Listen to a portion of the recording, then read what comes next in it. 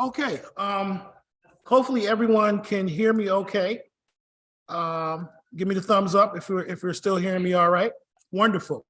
I just want to first and foremost say Happy New Year to, can you close that door for me?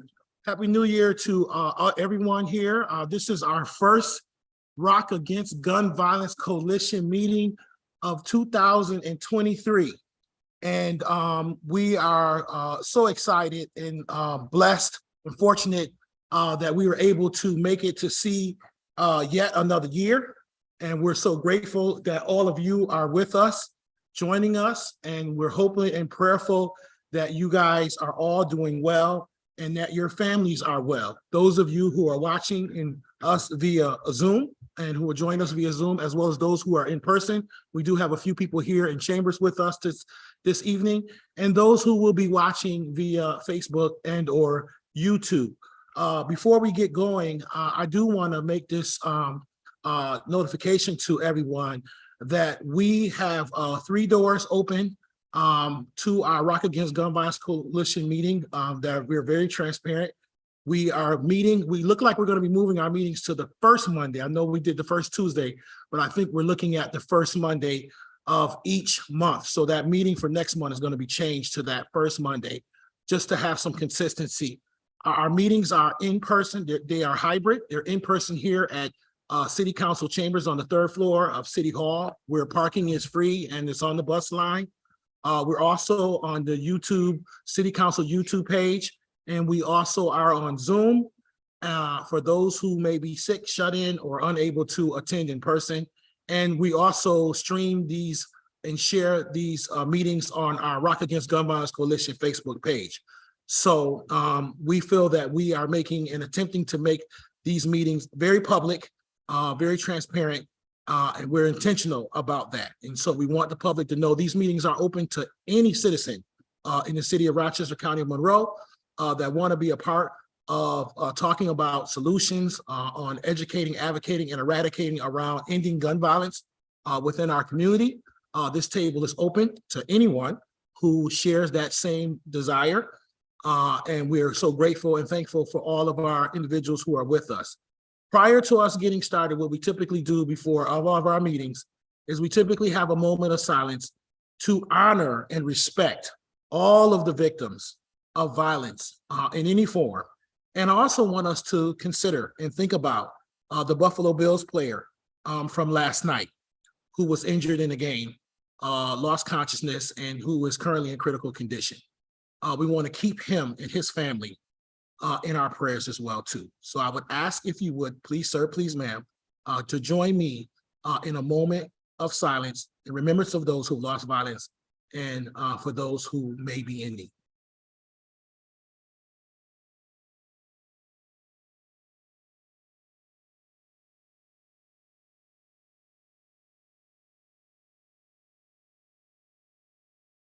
Thank you. Right now, we'll go through introductions. We'll start with those individuals who are in person here in chambers. Of course, you guys know myself, City Councilman Willie Lightfoot, and Chairman of Rock Against Gun Violence Coalition. I'll go to my right. Miguel Melendez, City Council President. Jesse Parson, Outreach Coordinator for Rise Up Rochester. Robinson, Beechwood Bears. We got the Beechwood Bears, and we got Jesse. Rise Up Rochester. From Rise Up, that's right. Thank you, Jesse. And then on my Hollywood Squares, I'll start with you, Vic. Hi, I'm Victor Saunders. I'm the Mayor's Advisor on Violence Prevention Programs and the Supervisor of the Pathways to Peace Program, Advanced Peace, and Reentry Rochester. Thank you. Deb?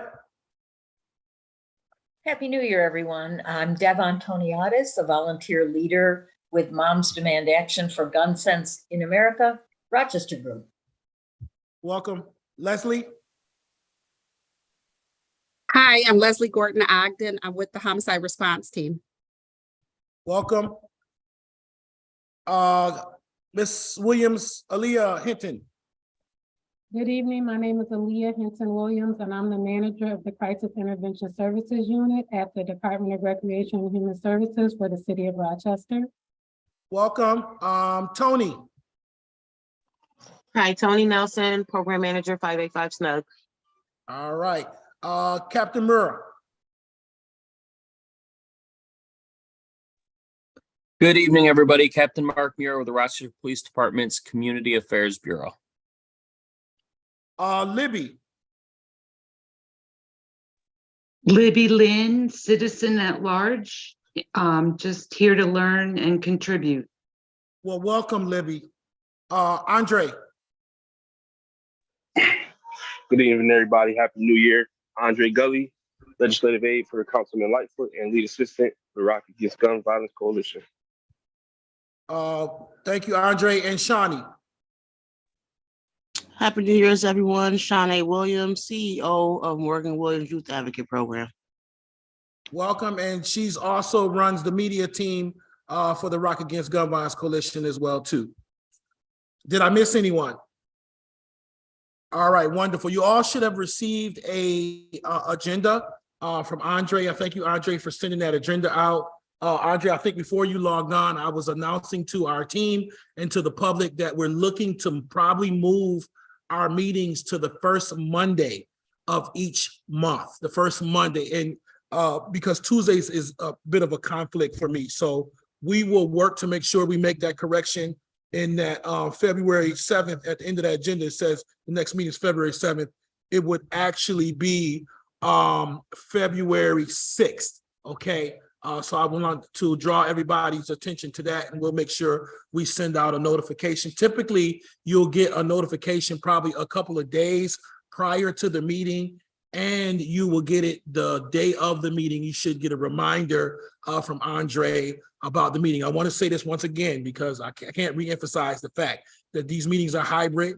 We're trying to make this experience open for everyone. And like I said, we have 3 doors open: in person, YouTube, and on Zoom. And then of course you can go back and view them via Facebook. Now I want people to understand again our mission and what this Rock Against Gun Violence Coalition is all about. We started my first term on city council, and it was all about educating, advocating, and eradicating around gun violence. We've created several, or work in partnership with several boots on the ground people as Rise Up Rochester, and so many others, Rock to Peace, Pathways of Peace, and there's so many other partners that we have that are part of this. And it's all about how do we come up with solutions and support and services around providing better quality of life as it relates to gun violence and violence within our community, and also to educate our community on what the city's already doing. And so that's why we invite our partners, some of our partners who are our city government partners, such as Mr. Saunders from the mayor's office, such as Aaliyah Hinton-Williams from the crisis intervention, as well as Captain Mira from RPD. So typically what we do is we have an update or a report from them, because their offices are, a lot of them are new. They've been around probably my tenure or a little less than that. And so they have a lot of moving parts. And typically we want to hear from them as opportunities, things that they're involved in, things that they got going on, and things that they can educate the community around, and things that they may be looking for, or needs that they may have also from the community. So typically we start from an update with RPD, and I'll ask, and we have a lot of things that we're working on with RPD on. One is a gun trace data report. I don't know if Captain Murrah can speak to any of that. However, but we do have in my part of the meeting, I can give an update on that if he can't. But we just want to give Captain Murrah an opportunity so to get an RPD update. Thank you, and Captain Murrah, the floor is yours. All right, thank you, Councilman. I will actually be able to give you an update on the trace reports. So let me start out with our normal stats. For the month of December, reported right at the end of the month, we had 47 handguns and 30 long guns taken off the street for the month of December, which is a pretty ridiculous number, but that's what we're at. That's where we're at. And if you remember correctly, we served a couple of major warrants in the middle of the month, and that brought those numbers up slightly.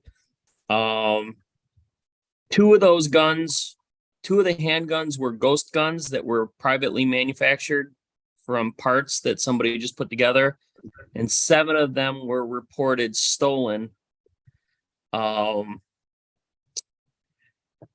outside agencies. So some of them we're still looking at the data on them to figure out where they're all coming from, but 7 were reported stolen by outside agencies. 2 of them were manufactured guns. Year-to-date totals for handguns, 636. And year-to-date long guns, 185, which gives us a total for the year, plus or minus a few, depending on final tallies, right around 821 illegal weapons for the year. Now, Captain Murray, that's 821 illegal weapons for 2022. How many weapons, I think I heard in the mayor's end of year address, have RPD taken off the streets in 2022? How many weapons in 2022? Yes, sir. 821. Okay. Oh, that's that number, 821. I got you. Yes, sir. Okay. Got it. So I'm going to run through a few more stats and then I'll get into the trace data.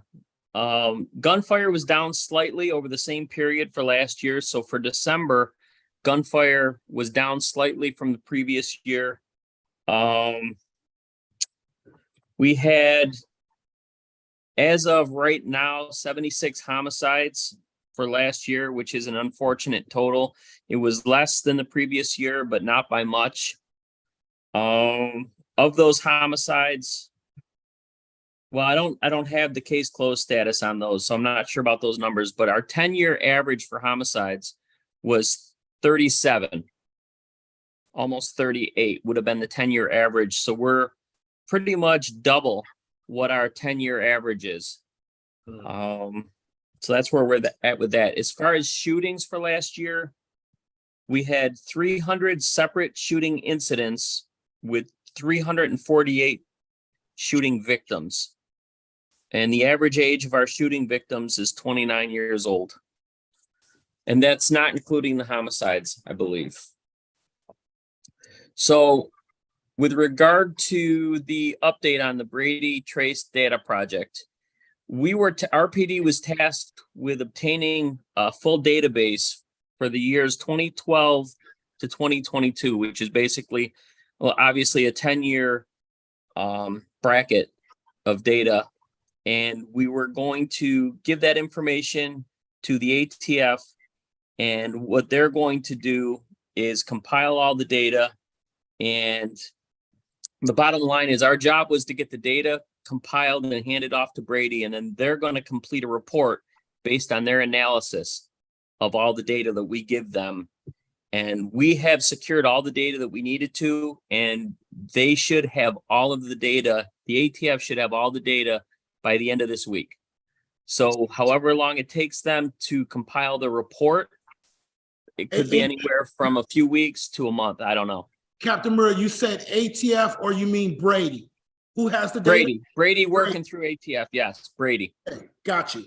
Wonderful. Well, I believe if based on our last meeting we had in November when we had Brady here, they told us once they get the data that they could move fairly quickly within weeks is what we were hearing from them based on their presentation that they gave us.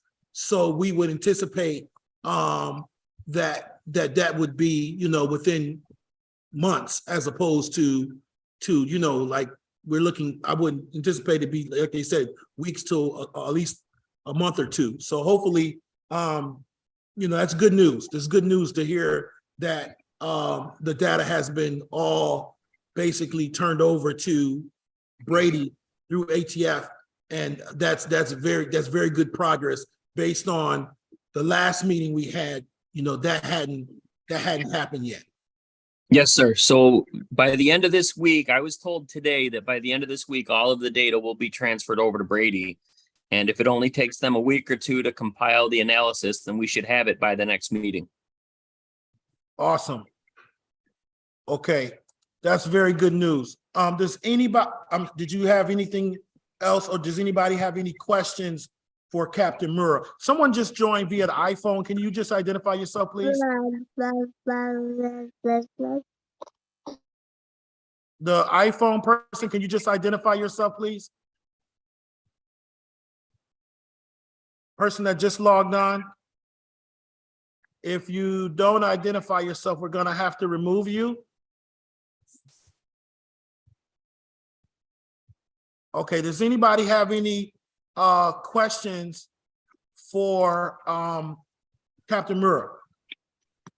Captain Muir, this is Tony Nelson from 585 Snug. I sent you a message in the private chat. Yep, I just read it and I will Okay. do that for you first thing tomorrow. Okay, thank you so much. I appreciate it. No problem. Anyone else?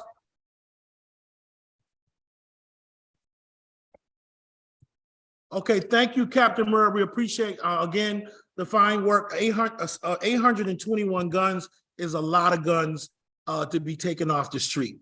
Of course, that's way too many than we ought to have. And we realize this ghost gun thing, I'm really excited about the gun trace data report because as you were reporting, you were telling us like how many guns were stolen, how many came, from different places. And that's what we hope to be able to extract more information like that as to, where these guns are actually coming from. So I'm very grateful for the information that you shared.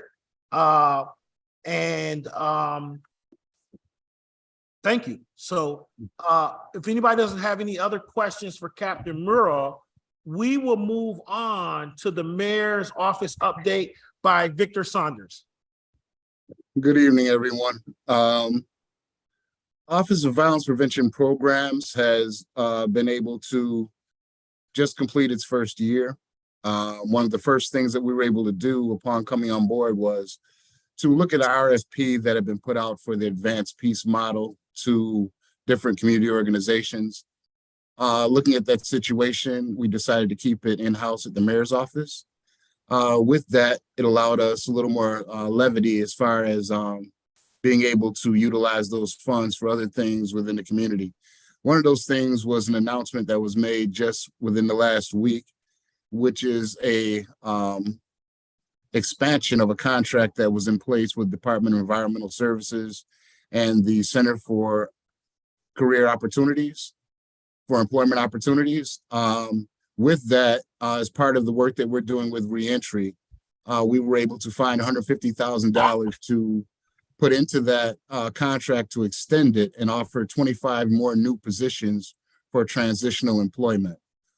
Those same people who will be working with DES through the transitional employment will be keeping the bus stops and those shelters clean for the elderly and people who are handicapable and might not have an opportunity to get to the stop without standing in the snow and things of that nature. So we're very happy about getting that taken care of as winter gets ready to ramp up for us. Our Pathways to Peace program is doing phenomenal work, continues to do hundreds of hours of outreach monthly. During the Thanksgiving and Christmas holidays, over 200 or something families were fed during the Thanksgiving holidays with turkeys donated by individuals from around the area, as well as all the fixings for turkey dinner.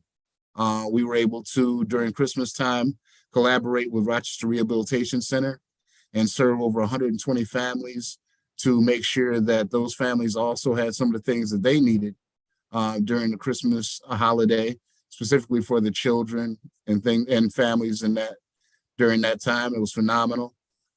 We also have our advanced peace model that's up and running in the Dewey corridor.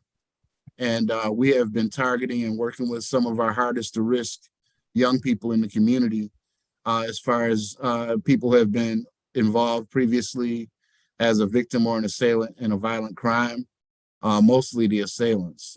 We are assisting them in putting together life maps and will attempt to assist them in changing their life trajectory. Part of the program is transformative travel. And we have gentlemen who are on opposite sides of the gun previously and opposite sides in different gangs who are now being able to peacefully coexist in the safe space that we provide at our offices at 57 St. Paul when we meet and do our elder circles monthly. It's been building up. We're at capacity currently, I believe, for our fellows, which are the mentees, who are going to be mentored by neighborhood change agents, who are gentlemen who have lived that life and have the capability to be able to speak truth to the changes that can take place if you make the effort to do so. So that's going along great. Along with the Office of Neighborhood Safety, we're doing work with the neighborhood service centers and making sure that we are trying to answer the call to neighbors that we are coming in contact with when we're doing our outreach and Mayor on the Block outreach sessions as well. Being able to answer not only quality of life issues, but also issues specifically related to violence attributed to drug sales in those different areas. Our reentry program, which allowed us the opportunity to go into the jail and work with individuals who at any time would be coming home and in need of services. We've been able to go in and do assessments and do groups for now the last 4 months. We have about 27 individuals that have signed on with us. Some of those are currently in training at YAMTEP. We have others that came straight out that had a previous work history and were able to go right into employment. And we have others who are on the wait list for pre-apprenticeship training for some of our local construction trades. So we're very excited about the prospect of being able to help those individuals get back to the community and add to what the city can be and not take from it. And it's working out very well. Our summer enrichment got a boost from Department of Recreation and Human Service. One component that we did was de-escalation and conflict resolution training for 45 young people through the Untrapped Ministries youth program through a Center for Dispute Settlement, along with Elder Mike Campbell and his group for the Northeast Pillars. Basically, they're working with these individuals straight through the wintertime. And these kids will be receiving stipends as they are peace ambassadors within their schools. And they have an opportunity to share what they've learned with peers, as well as be brought in to help quell some different dispute issues that might arise when they're brought to the help zone in order to receive further assistance. Currently, we are waiting to start our Rochester Peace Collective actively. I'd like to thank City Council for the vote that put us over the top. And we have some very motivated individuals in the community. We had 68 proposals put in. We got it down to 20 to fund for this first round of funding. Now, mind you, the Peace Collective, this is not just specific to just this round of funding. We are inviting private investors who we are currently in contact with, as well as area foundations to join in lieu of them having funds in order to give to the Peace Collective. Their knowledge and ability to be able to leverage those funds and get more funding available to people in the community is going to allow us to have even more groups in the community that work specifically with those that have previously been involved in violence, reentry, some youth development, conflict resolution, and mental health. We're going to be doing a lot more work within the next year or two, specifically targeting those groups that are in the neighborhoods already doing the work. Hopefully helping them build capacity with the funds that we're able to offer, so that within the next year or two, when this American Rescue Plan Act funding is no longer available, they'll be in a position to be able to advocate for themselves to receive state and federal funds. And that's the key for us putting together the Rochester Peace Collective. Letters have gone out letting individuals know if they have received funding or if they have not. We're in the process of putting together our first group introduction for next week. And we'll bring all those partners in and present to them exactly what their allocation is and what the collaborative component is going to look like for this Peace Collective. And it's collective for that reason. All of us have a different part to play in violence prevention and intervention. And we recognize that all these different groups might not know each other or what each other does. So allowing us to put them all in the same space and get to know what's available to others in the community, whether or not they live down the street from you or in other neighborhoods, we need to know what's available. We need to know how we can get resources and alternatives and opportunities in the hands of individuals as quickly as possible, because a lot of times, you know, their life depends on it. So we're very happy about moving that forward. And if you like, I'll give you some insight on where we are with our city's gun suit against the manufacturers. Absolutely. I have some of that information too, but I'm gonna let you get into it, Mr. Saunders. But I wanna, before you move into that, I'd like to ask you about, you know, the Peace Collective. Of course, being on council, there was a lot of misunderstanding around the Peace Collective, and there was some ill feelings, quite frankly, by some members in our community. I guess I believe in the work. You guys are doing a lot of great work. And I'm glad that you got so many people that applied. And I know only a certain amount, a couple dozen, or, you know, like 20 or so were able to be chosen. What is the mechanism that's in place that will kind of help the community understand the successes or the work that they're doing? Is there a mechanism in place that is a tool to help educate the community around, you know, like how they're doing, you know, because, you know, of course, these are the first 20. So, you know, quite naturally you want to expand, but what are we doing to make sure that, you know, we're not repeating things or paying or putting money in things that may not be providing the return on the investment that we're making? So what kind of tools or mechanisms do you guys have to kind of report to the community, if you will? Well, one thing about it, we have an on-site monitor that will be going to all the different sites, and which each proposal that was presented, they already had key reporting areas written into those same proposals. And with that, that's even before you get to what the American Rescue Plan Act funding requires for reporting for their funding. So there's extensive checks and balances as it relates to what these different programs will be doing, and we'll be looking at them closely. One thing that we recognize is in intervention and prevention, a lot of times you can measure how many individuals are in a particular service, or if a specific action is not being taken place on behalf of people who are enrolled in those services. We plan on being very diligent and monitoring these different programs, and also not only monitoring, but utilizing those same services throughout the community. We will know through referring individuals to those services if they're getting what they need from that particular service, if individuals are doing what they signed on to do in the proper time frame that was given.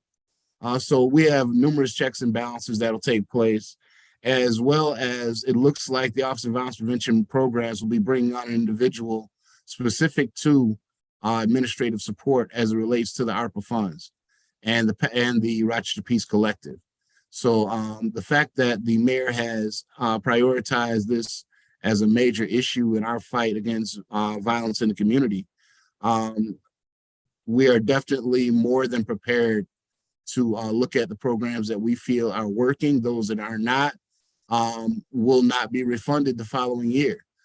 Basically, you have 3 years in order to be able to work within the Peace Collective, but that's not a guarantee.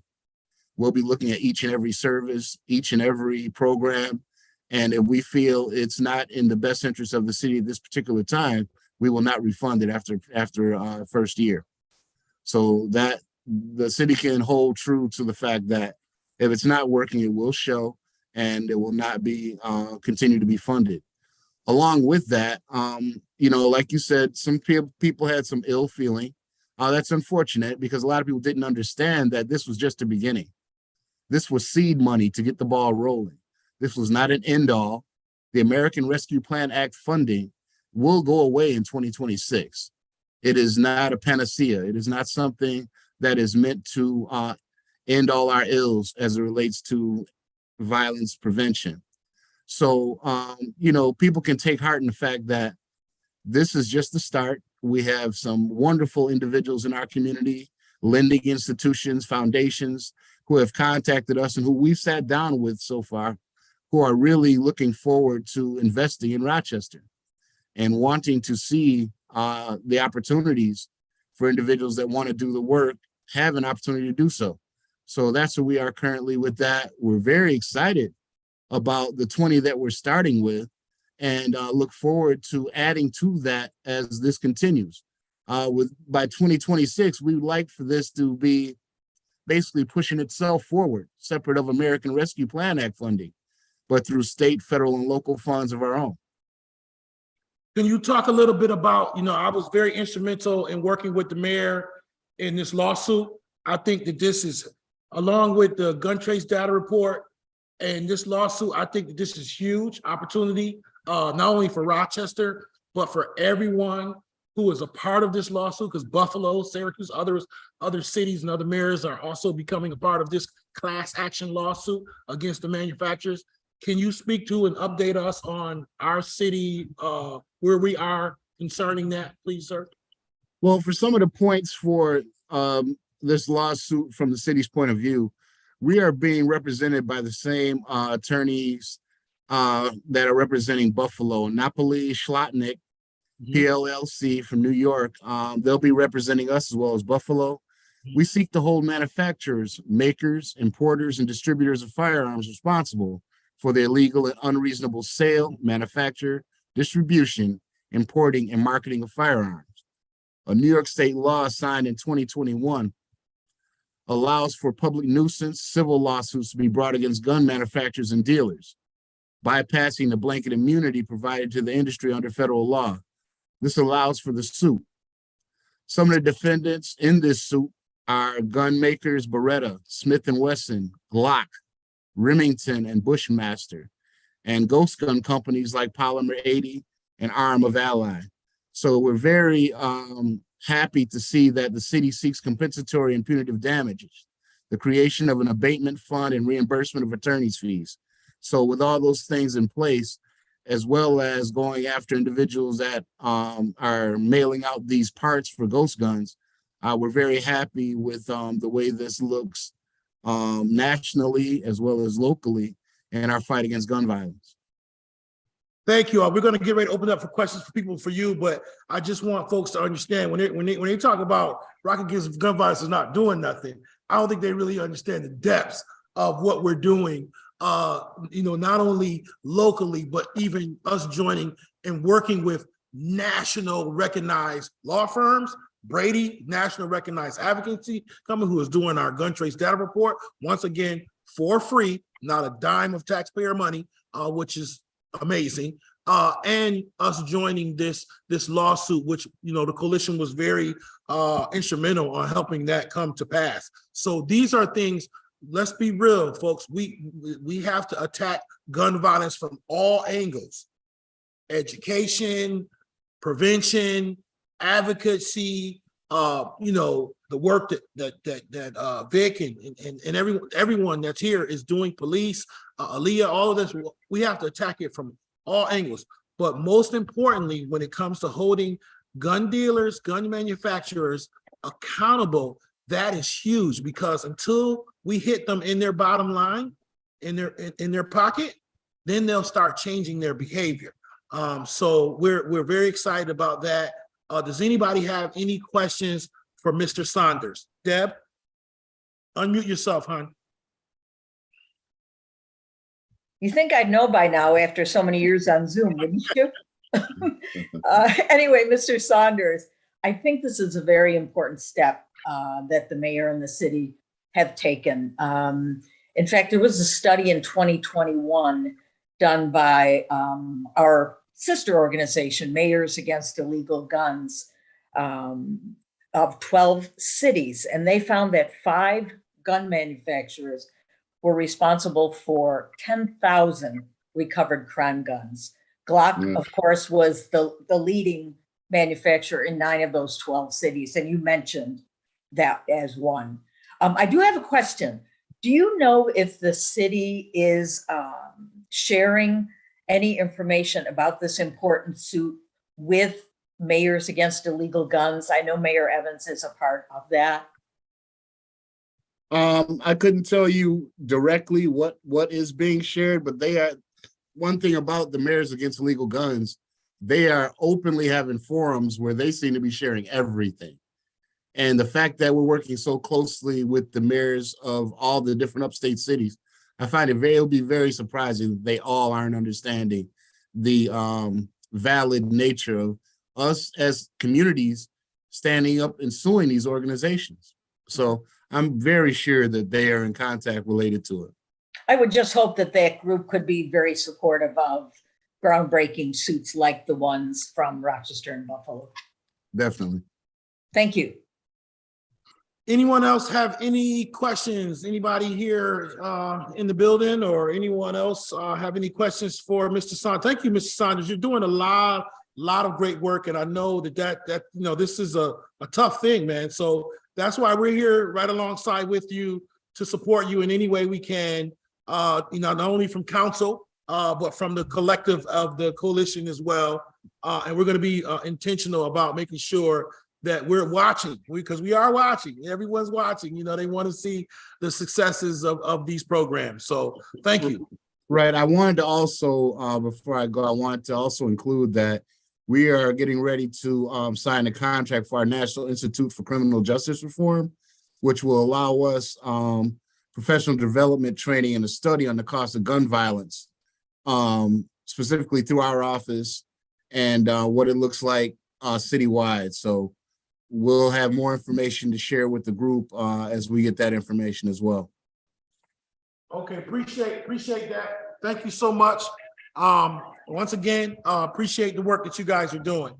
Next up is our crisis intervention update by Miss Aaliyah Hinton-Williams and her team.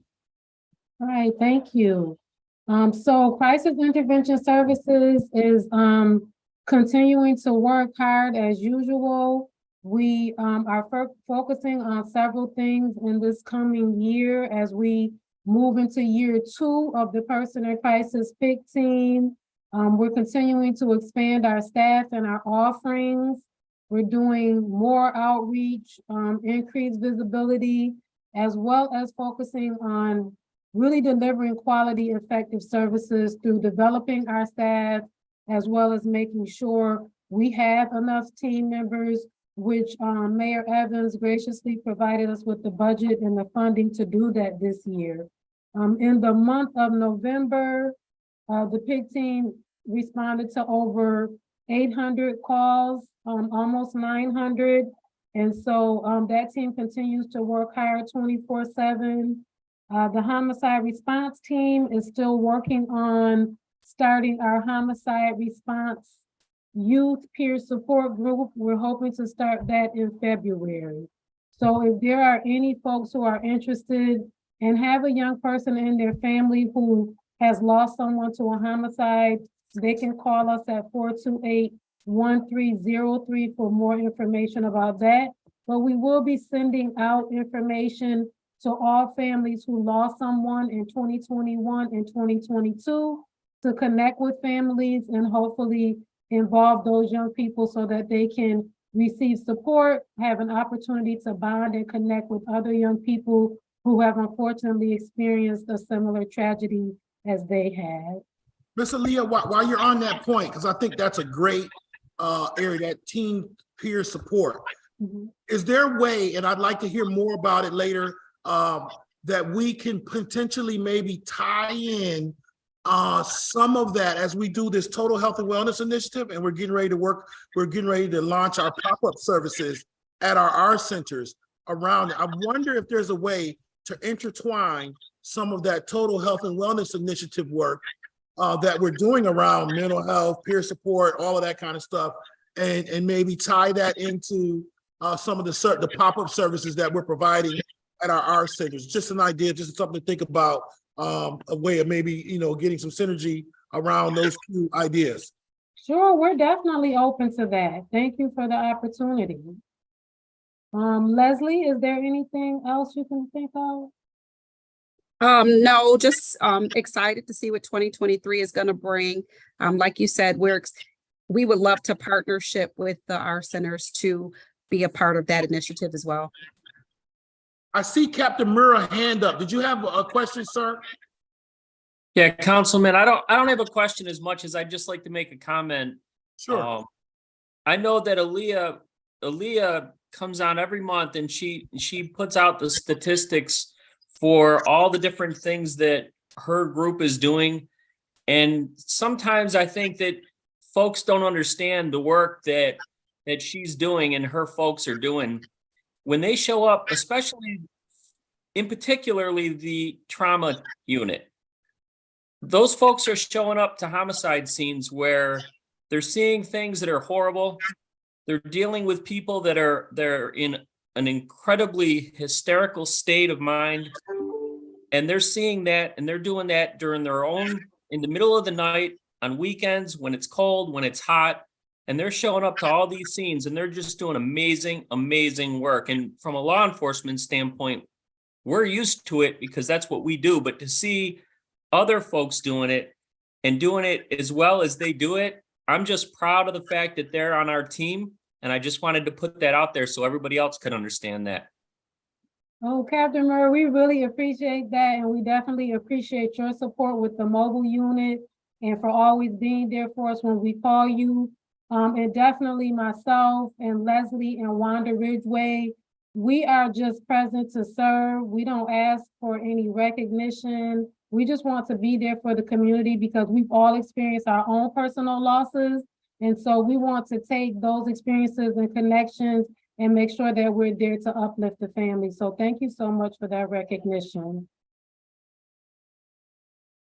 So yeah, it's good to hear that Captain Murrah and Miss Williams, because once again, when we backtrack to the beginning of the work of the Rock Against Gun Violence Coalition, it all started, a lot of it, with the mobile trauma unit and the homicide response, which a lot of people couldn't kind of wrap their head around.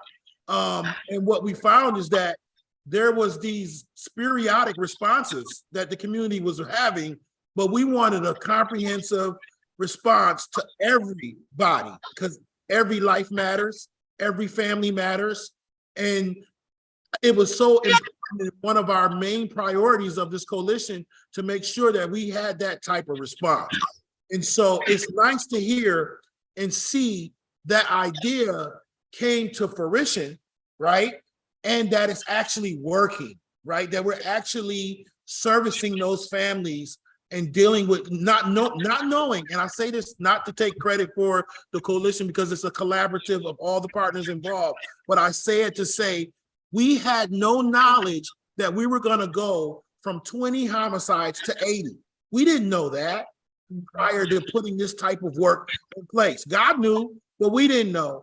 But what was needed was even more so needed, and glad that we put that work in prior to the pandemic, prior to all of that, so we didn't have to do a lot of scrambling to be able to effectively handle and deal and help these families. So that's one of the things I'm extremely proud of. I'm extremely proud of because I know the work that you guys are doing, and I know that work was intentional. That wasn't by mistake.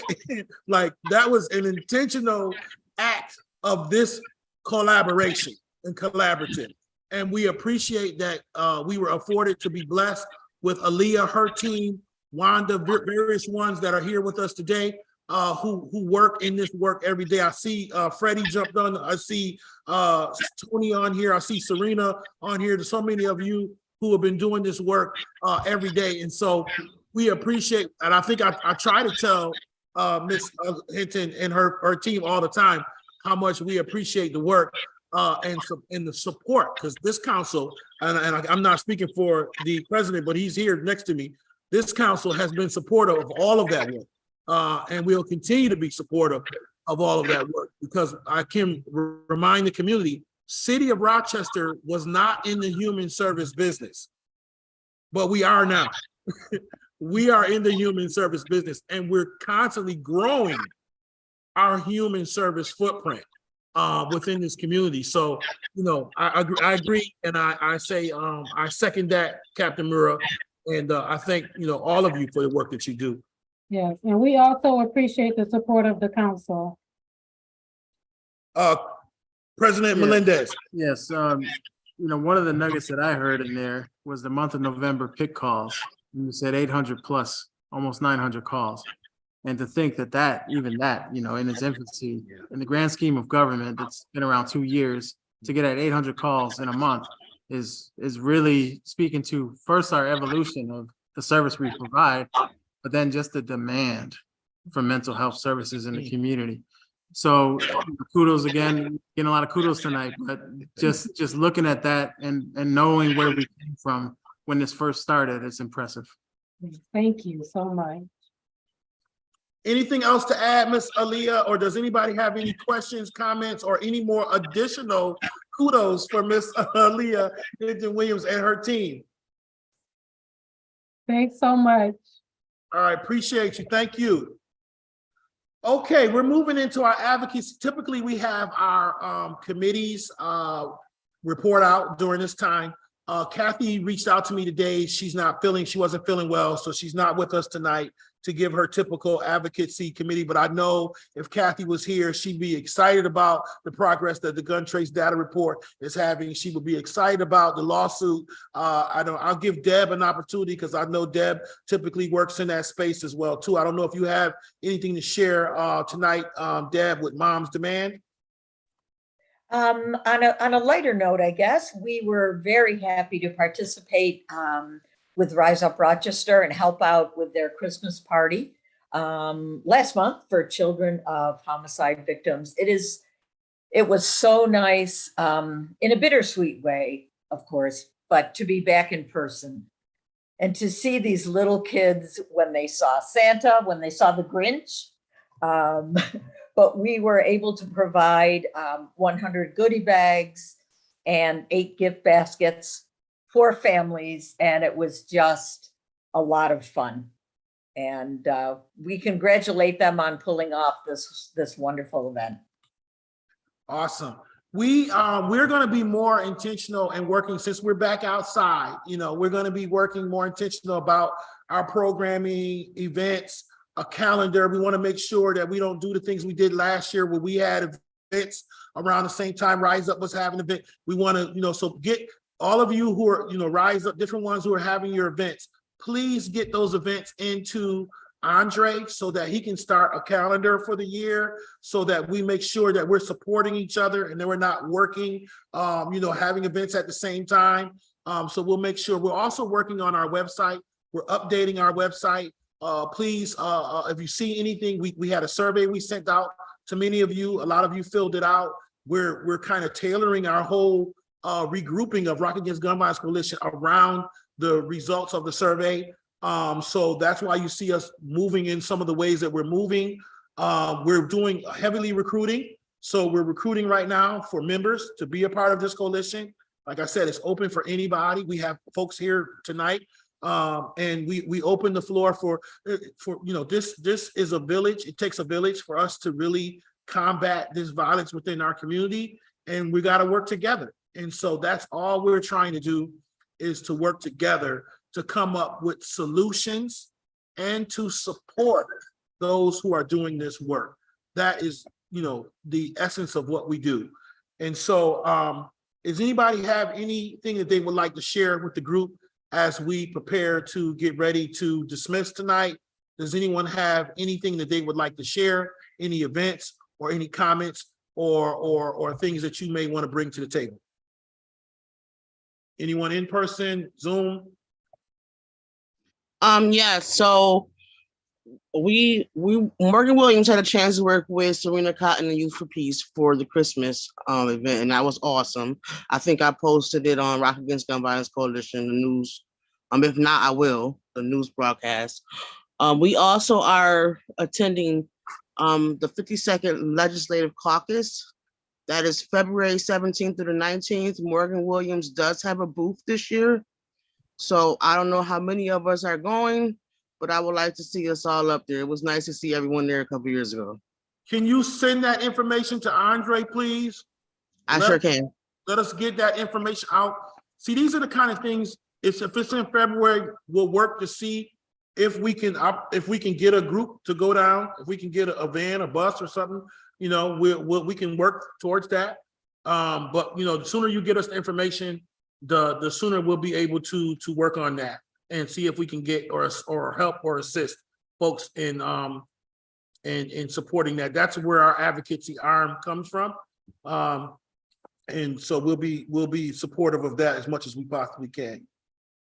Anyone else want to share before we dismiss? Once again, the next meeting will be the first Monday of next month. We'll be back here in Chambers. Based on the survey, this seemed to be the best place for us to meet. People were concerned about safety in certain areas. People had concerns about parking, and people had concerns about accessibility. So we wanted to address all of those concerns. We have security here, so we feel we are safe. We have this accessible, it's wheelchair accessible to everyone. It's on the bus line. And parking is free after a certain time here. So, once again, we're on those social media outlets or virtual outlets that we have available for those who can attend in person. So once again, Happy New Year to everybody. Thank you for all of the work that you do. Continue to reach out to Andre at andre.gulley, Gulley at cityofrochester.gov for any questions, ideas, concerns, help, ways that we can do better. We're looking for 2023 to really ramp up what we're doing with our coalition. And that's going to take each and every one of you. We're growing, we're rebuilding since the pandemic, but we're excited about the direction that we're heading in. All right. I want to thank the council president for his support and all of you who are here with us. We have, just so you know, we have Jesse with us in person. We have Cheryl Robinson with us, and Mary Coffey is also here with us in person. So we thank you guys for being here. And we thank each and every one of you. And until we see you next month, God bless you. Be safe, stay warm. And, if you see something, say something. All right. Blessings, everybody. Good to see everyone. Happy New Year. Happy New Happy Year. New Year. Happy New Year. Thank you.